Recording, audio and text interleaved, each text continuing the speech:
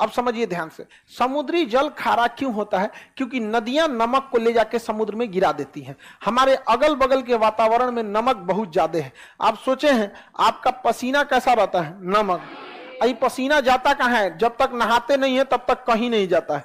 आपके शरीर का पसीना वापस नहीं जा सकता है, कपड़ा सोख लेता है, नहीं तो आप लोग वो चकट के मैल बन जाता है यहाँ पे।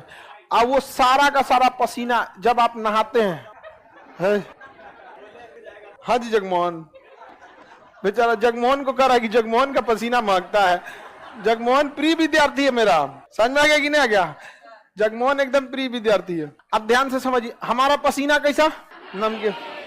गाय भैंस सब चीज का पसीना हम नहा लेते हैं, सारा नमकीन निकल गया, वो पानी नाली में गया, नाली से बड़े नाले में, नहर होते हुए नदी में। 140 करोड़ आदमी नहाया, किसी ना किसी नदी में गया, वो बंगाल की खाड़ी में गया या अरब सागर में, फिर बना नमक।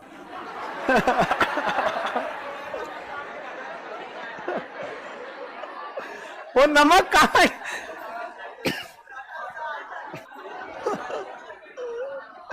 आगे सेंधा नमक खाने लायक है। देखिए ऐसा नहीं है केवल वही नमक होता है, समुद्र में बहुत टाइप के नमक होते हैं, उसमें साधारण नमक होता है, लेकिन समुद्र में नमक बनने का मुख्य कारण नदियां हैं, क्योंकि समुद्र में कोई रहता ही नहीं। इसलिए गली मोहल्ला बकोट वकोट के कहीं ना कहीं से क्या लाती हैं सर? नमक वमक लेके आते हैं, ले जाकर उलाट देते हैं क्या समुद्र में। और समुद्र को कहीं जाना नहीं है, वहां पे उसका पानी क्या हो जाता है? खारा।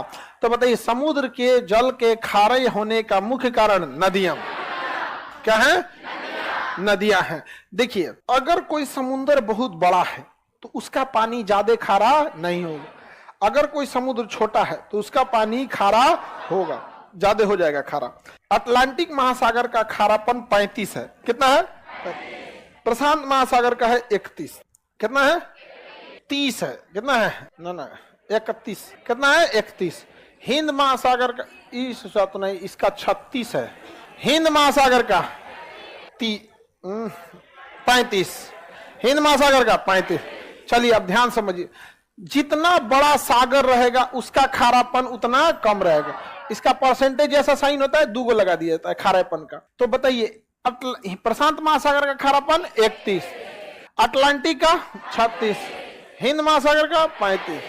हिंद महासागर का सबसे खारा महासागर प्रशांत महासागर, सॉरी अटलांटिक महासागर, सबसे ज्यादा खारा अटलांटिक में।